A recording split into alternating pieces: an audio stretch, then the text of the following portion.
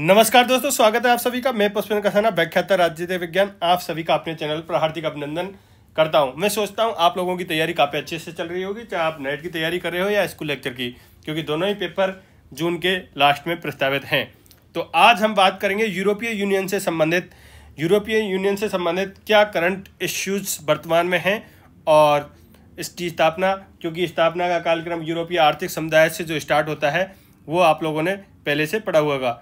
फिर भी अपन बात करते हैं कि 1993 की जो मैस्ट्रिक्ट संधि हुई थी उससे यूरोपीय यूनियन अस्तित्व में आया, और जो 2007 के अंतर्गत इसमें ऐड करना है आपको। 2007 के अंतर्गत जो संधि हुई थी उसका नाम था लिस्बन संधि। दोस्तों ये नोट्स में ऐड कर लेना, लिस्बन संधि, लिस्बन संधि, इसमें मैं लिखना भूल गया था, लिस्बन संधि। और ये 2009 में लागू की गई थी। ये संधि क्या है, इसी से इसके क्या है कि किसमें कौन सदस्य शामिल होगा कौन नहीं हो, नए नियम इससे लिस्बन संधि से अस्तित्व में आए। ये क्या है, रोम की जो संधि है 1957 और मैस्ट्रिक्ट संधि जो 1993 की थी, उन दोनों को मिला के 2007 में एक लिस्बन संधि की गई और जिसको 2009 में क्या है, लागू कर दिया गया। तो दोस्तों यूरोपीय संघ का जो मुख्यालय है वो क्या है, ब्रुसेल्स, बेल्जियम। तो ये एक नॉर्मल फैक्चुअल डेटा है। वर्तमान में सदस्य देशों की संख्या क्या है, 27, क्योंकि 31 जनवरी 2020 से ब्रिटेन इससे क्या हो गया, ब्रेजिट के माध्यम से यूरोपीय यूनियन से क्या हो गया था, बाहर। और यूरोप की जो मुद्रा है वो है यूरो, और यूरो मुद्रा को अपनाने वाले कितने देश हैं, 20।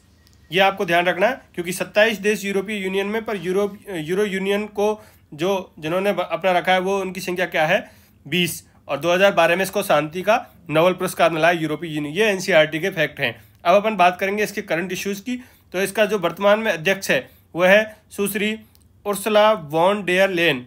तो उर्सुला को आप ध्यान रख लें, केवल उर्सुला ध्यान रख लें, बाकी का आपको नाम ध्यान रह जाएगा, क्योंकि मल्टीपल चॉइस क्वेश्चन आएंगे उसमें आपको ऑब्जेक्टिव से आप पहचान लोगे। तो आपको उर्सुला वॉन डेयर लेन ध्यान रखना है।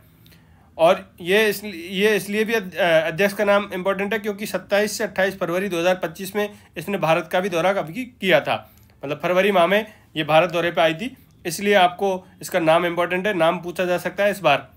पहले यूरोपीय यूनियन से बेसिक क्वेश्चन आते थे, करंट में पूछा जाएगा तो इसका नाम भी पूछा जा सकता है, क्योंकि इसने क्या है, भारत की आधिकारिक यात्रा की, और जो भी अभी फरवरी में की है।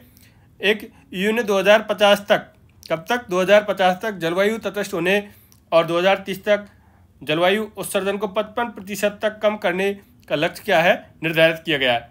जो यूरोपीय यूनियन है उसके जो 27 देशों उनके द्वारा ये लक्ष्य तय किया गया है। एक इनके द्वारा करंट में एक प्रोजेक्ट चलाया गया है, गोल्डन गेटवे प्रोजेक्ट। आपसे पूछा जाए गोल्डन गेटवे प्रोजेक्ट, तो यूरोपीय यूनियन का क्षितिज यूरोप के नाम से इसको जाना जाता है। ये ईयू का सबसे बड़ा अनुसंधान और नवाचार कार्यक्रम भी है। भारत और ईयू की अपन देखें तो 2004 से रणनीतिक साझेदार है, और पहला जो वार्षिक सम्मेलन है 2000 में ही हुआ है, लिस्बन में। जो लिस्बन अपन ने जो संधि की बात कर रहे थे वही लिस्बन भारत का प्रथम सम्मेलन है, तो वो आप ध्यान रख सकते हो। 2007 के अंतर्गत लिस्बन संधि, और लिस्बन में ही भारत का प्रथम वार्षिक शिखर सम्मेलन हुआ था। ईयू भारत का सबसे बड़ा व्यापारिक भागीदार है। ईयू के जितने भी देश हैं, क्योंकि यूरोपीय यूनियन मिलके जो 27 देश हैं वो क्या करते हैं, व्यापार। भारत यूरोपीय संघ का 9वां सबसे बड़ा क्या है, व्यापारिक बाजार। ये एक फैक्चुअल डेटा है, ये आदि पॉइंट आते हैं किसी कॉन्सेप्ट में, यदि डिटेल में क्वेश्चन बनाते हैं उसमें आपको ऐसे पॉइंट काम आते हैं। वर्ष 2023 में गिनी की खाड़ी में पहला भारत और यूरोपीय संघ संयुक्त नौसैनिक अभ्यास आयोजित किया गया। तो ये थोड़ा करंट का क्वेश्चन है कि यूरोपीय यूनियन और भारत, मतलब यूरोपीय यूनियन की जो सेना है और भारत ने 2023 के अंतर्गत गिनी की खाड़ी में पहला क्या है, संयुक्त सैनिक अभ्यास किया है। भारत ईयू के बीच सफल FTA जो फ्री ट्रेड एग्रीमेंट है कि व्यापार निवेश को बढ़ावा देने के, और यूरोपीय संघ का सबसे बड़ा क्या है, आर्थिक समूह। अनुमान है कि वर्ष 2030 तक भारत तीसरी बड़ी अर्थव्यवस्था बन जाएगी। ये इतना इंपॉर्टेंट नहीं है दोस्तों। अब अपन आगे बात करते हैं। यूरोपीय संघ और भारत व्यापार प्रौद्योगिकी परिषद TTC के माध्यम से सहयोग को मजबूत और उभरती प्रौद्योगिकी, ये आप पढ़ के जा सकते हो। ये कोई बड़ा क्वेश्चन यदि आता है तो उसमें आपको ये डेटा काम आएगा।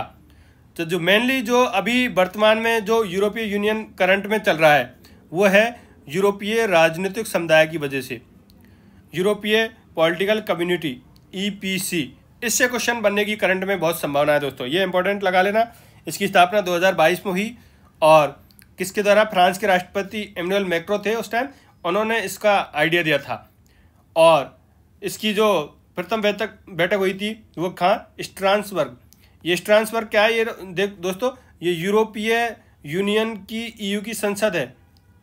आपसे पूछा जाए यूरोपीय यूनियन की संसद कहाँ है, तो ये स्ट्रासबर्ग में। यहाँ संसद के क्या होते हैं, जो 27 देश हैं इनकी जो संसद मिलके इन्होंने एक संसद बना रखी है, वो कहाँ बना रखी है, स्ट्रासबर्ग में। तो यहाँ संसद का आयोजन हुआ और इसमें यूरोपियन राजनीतिक समुदाय की फ्रांस के राष्ट्रपति, तत्कालीन राष्ट्रपति थे इमैनुअल मैक्रों, उनके द्वारा ये प्रस्ताव लाया गया था। ये बेसिकली क्या है, यूरोपीय राजनीतिक समुदाय दोस्तों इंपॉर्टेंट है क्योंकि इसकी बैठक अभी 16 मई 2025 को ही हुई है और वो काफ़ी चर्चा में रही है। उसके बारे में मैं आगे बात करूंगा। तो सबसे पहले आप यूरोपीय राजनीतिक समुदाय को थोड़ा इंपॉर्टेंट लगा लें परीक्षा की दृष्टि से। इसका उद्देश्य क्या है कि यूरोप के उन देशों को एक मंच प्रदान करना जो यूरोपीय संघ का हिस्सा नहीं है, मतलब ऐसे देश जो यूरोप महाद्वीप के अंतर्गत आते हैं पर यूरोपीय यूनियन में शामिल नहीं है, तो उनको भी एक मंच प्रदान करना। मतलब 27 देशों के अलावा जो भी देश हैं जो यूरोप के अंतर्गत हैं, लेकिन जो यूरोपीय मूल्य और रणनीतिक हिस्सों का क्या करते हैं, साझा, अर्थात यूरोप के भीतर यूरोप के पड़ोसी देशों के बीच सहयोग को बढ़ावा देना, खासकर सुरक्षा, ऊर्जा, जलवायु, प्रवास, कूटनीति जैसे मुद्दों पर। मतलब यूरोप महाद्वीप के सभी देशों को इसमें सम्मिलित करने का एक तरीका से प्रयास है, मतलब उनको भी मंच देना, उनको भी साथ लेके क्या करना, कार्य करना। इसलिए किसकी स्थापना की गई है, यूरोपीय राजनीतिक समुदाय, ओनली पॉलिटिकल, ये ध्यान रखना, यूरोपीय पॉलिटिकल कम्युनिटी दोस्तों, EPC 2022 में स्थापना। इसका जो पहला शिखर सम्मेलन 2022 में हो गया था और आपको अभी जो छठा सम्मेलन हुआ है, ये आपको ध्यान रखना है। अभी हाल ही में कौन सा सम्मेलन हुआ है, छठा, ये हुआ है तिराना अल्बानिया में। तो आप लोगों ने देखा होगा मीडिया के अंतर्गत जो इटली की जो राष्ट्रपति थी मेलोनी, वो गई थी, तो वह अल्बानिया के राष्ट्रपति जो घुटनों पे बैठ के उनका स्वागत किया गया था, वो वीडियो काफ़ी चर्चा में रहा है। अभी 16 मई की ये बात है कि तिराना में इसका सम्मेलन हुआ है। तो ये करंट इश्यूज में चल रहा है और इसमें 47 देशों ने भाग लिया है। इसमें किस पर भाग दिया गया है कि यूरोप के देश हैं उसमें सुरक्षा, स्थिरता और समृद्धि को, क्योंकि अभी EU जो रसिया, रूस और यूक्रेन युद्ध चल रहा है, तो अमेरिका यूक्रेन से अपनी सहायता को कम करता जा रहा है और EU बढ़ाता जा रहा है। तो EU पूरा साथ दे रहा है, इसलिए EU, इसमें यूक्रेन के राष्ट्रपति भी आए थे, जेलेंस्की, इससे यूरोपीय जो राजनीतिक समुदाय की बैठक हुई थी, तो इसमें ये मुद्दा छाया रहा है। तो दोस्तों ये इंपॉर्टेंट है, यूरोपीय राजनीतिक समुदाय, और इसकी अभी छठा सम्मेलन हुआ है मई के अंतर्गत। इसमें 47 देशों ने क्या लिया है, भाग लिया है। और एक अपन बात करते हैं, यूरोपीय यूनियन ने एक योजना चलाई है, रीआर्म यूरोप योजना। ये क्या है, ये मार्च 2025 में EU की जो अध्यक्ष थी उर्सुला वेन, आप लोगों ने उर्सुला नाम ध्यान रखना है, उनके द्वारा रीमर्स यूरोप योजना की घोषणा की, जिसे बाद में क्या है, रीडनेस 2030 नाम दिया गया है। इसका उद्देश्य यूरोप की रक्षा क्षमताओं को मजबूत करने के लिए 800 मिलियन की धनराशि जुटाना।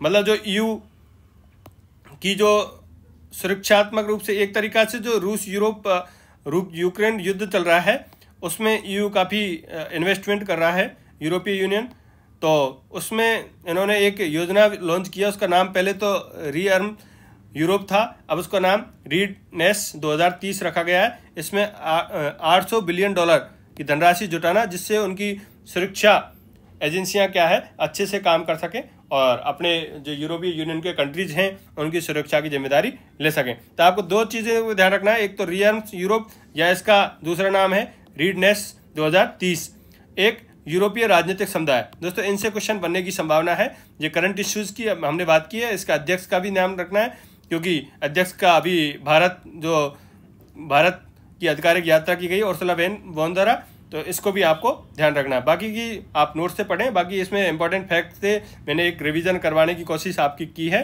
तो दोस्तों ये वीडियो कैसा लगा आप कमेंट बॉक्स में अवश्य बताएं और मैं अगले वीडियो में आपसे मिलता हूं जल्दी। धन्यवाद दोस्तों।